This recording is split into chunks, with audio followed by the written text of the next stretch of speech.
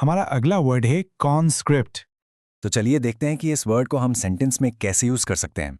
During the war the government had to conscript thousands of young man to build a stronger army.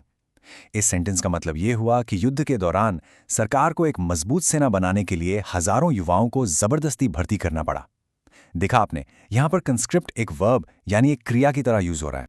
चलिए एक और example से इसको और अच्छे से समझते हैं। As a conscript, my grandfather served in the military for 2 years before returning to his farm. अब यहां देखिए, conscript का मतलब है वो इंसान जिसे जबरदस्ती भर्ती किया गया है, यानी एक सैनिक।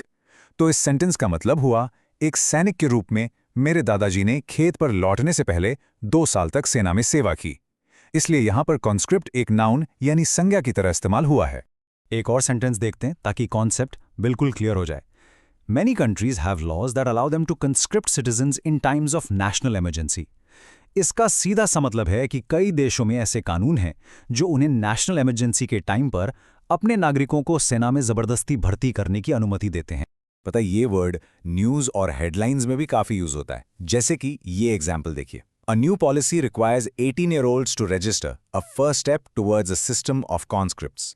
इस हेडलाइन का मतलब है कि एक नई पॉलिसी आई है जिसके तहत सभी 18 साल के लोगों को रजिस्टर करना जरूरी है, और ये एक तरह से कॉन्स्क्रिप्ट्स यानी अनिवार्य सैनिक भर्ती के सिस्टम को वापस लाने का पहला कदम हो सकता है।